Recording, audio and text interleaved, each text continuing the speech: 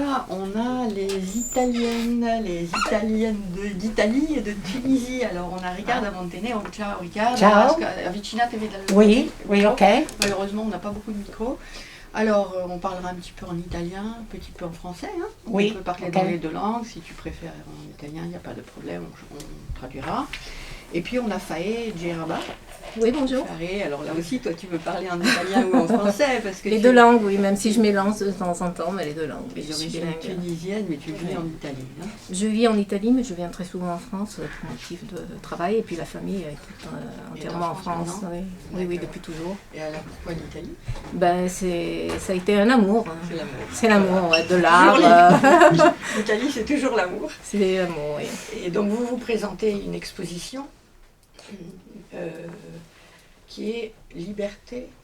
Non, Liberté, Liberté et Femme Magique, c'est le duo que nous avons créé.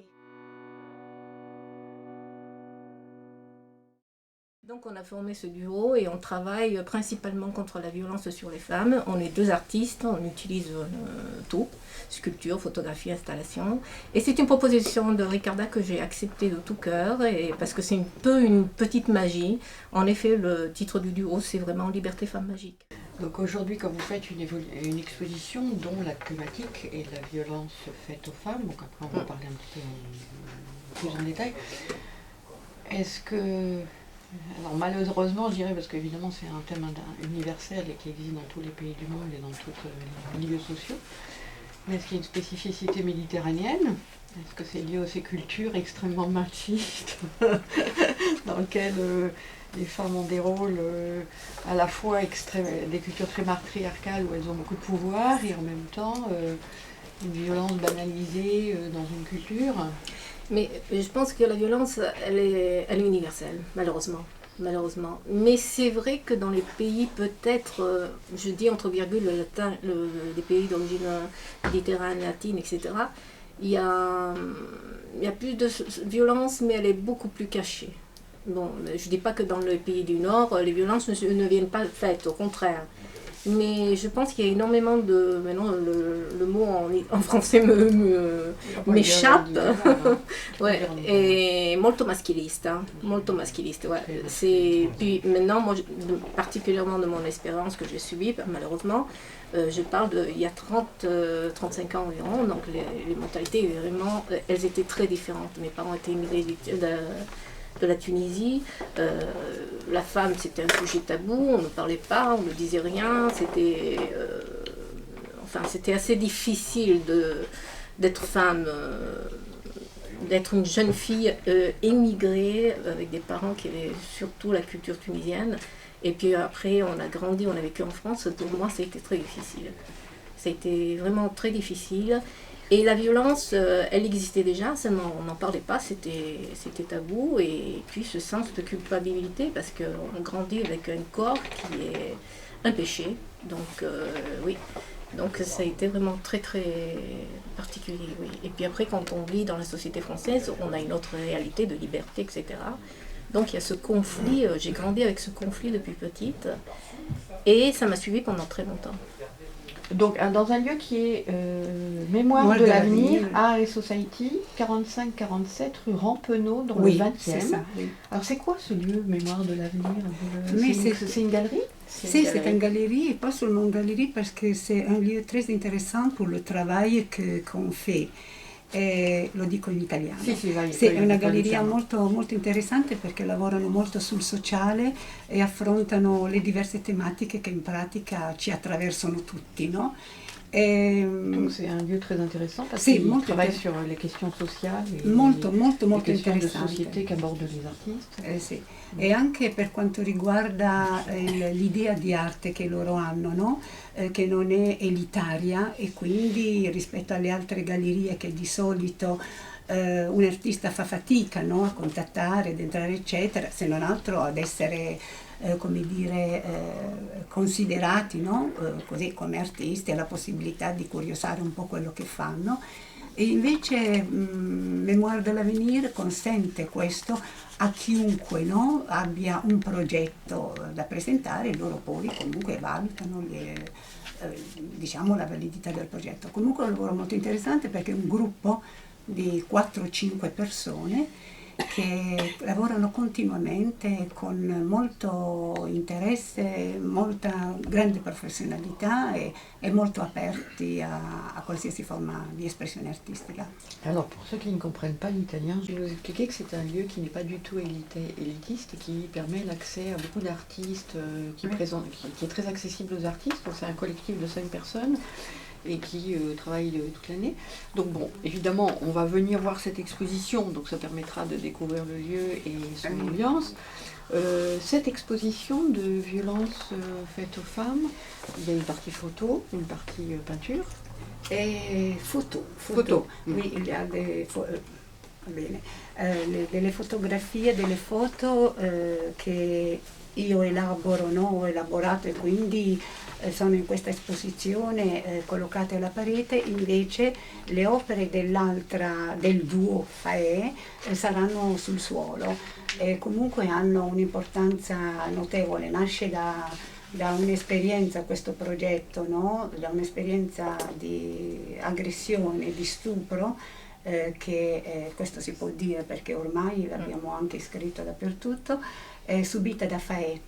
Per cui questo diciamo è un progetto circolare perché Faè è il soggetto del mio lavoro, delle mie opere. Io ho elaborato perché dopo lo scatto lavoro molto al computer e quindi ho elaborato diciamo una selezione di foto che ho fatto e dopo ho dato a Faè questo materiale che io ho realizzato. Faè a sua volta ha realizzato un'opera tridimensionale, ma che usando le mie opere, no? Le mie immagini, la quale in un momento di follia, perché lei in pratica è stata costretta a rivivere, no? Anche quello che aveva diciamo dimenticato ad un certo punto, no?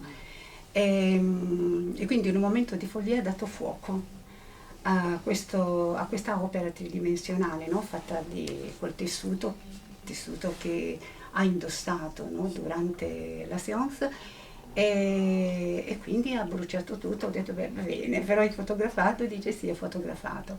Et quindi... Je vais d'abord expliquer un petit peu. Alors, donc c'est une exposition avec des photos de Riccarda Montenero qui sont au mur. Oui. Et dans la partie centrale de l'exposition, il y a une installation qui est faite à partir de photos et de tissus qui sont liés à l'expérience de Faye qui a vécu la violence. Donc c'est une expérience personnelle qu'elle a dû revivre dans la mise en scène de cette exposition. Et dans un moment, je suppose, de difficulté à affronter cette mémoire, elle a mis feu à cette installation et c'est ce feu qui a été photographié. Oui. Et donc aujourd'hui, c'est à la fois l'installation et les photos du feu, c'est comment il y a encore les tissus quand même ou pas? No. Maintenant c'est le foto. Sono le foto, sì, sono le foto che sono state collocate, saranno collocate sul suolo perché questo comunque ha un'importanza notevole per Faè che sia calpestabile e quindi tutta la sua opera comunque è calpestabile. È stata già calpestata a Torino perché questo progetto nasce a Torino, però ha trovato qui uno sviluppo maggiore perché qui abbiamo anche Sofia Valdiri che farà una bellissima performance qui e quindi questo progetto è itinerante perché secondo me vorrei sottolineare una cosa. Donc les œuvres de Faë, elles sont au sol et elles sont destinées à être piétinées. C'était déjà une première partie qui a été présentée à Turin et c'était déjà l'objectif pour Faë, c'est important qu'on puisse piétiner les œuvres, donc je pense que symboliquement ça veut dire beaucoup, hein, évidemment. Et Sofia fera la performance par rapport à cette installation. Donc, vas-y, continue. Sì.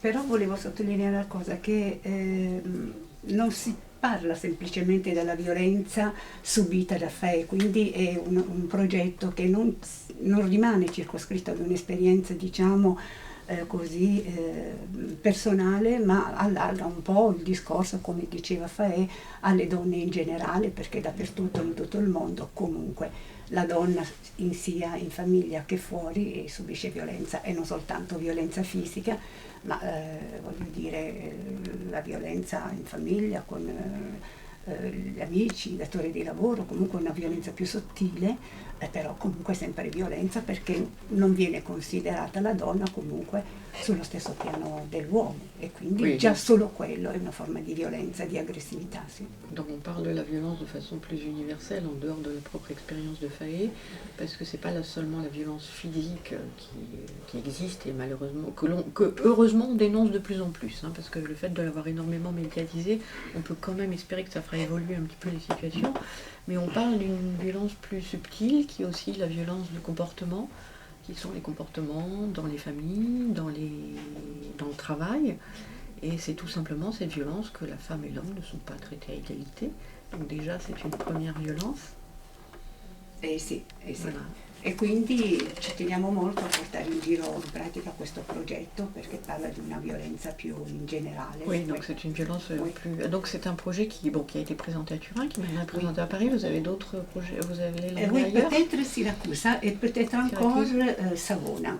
Stiamo ancora D'accord, donc c'est le début du voyage. Voilà.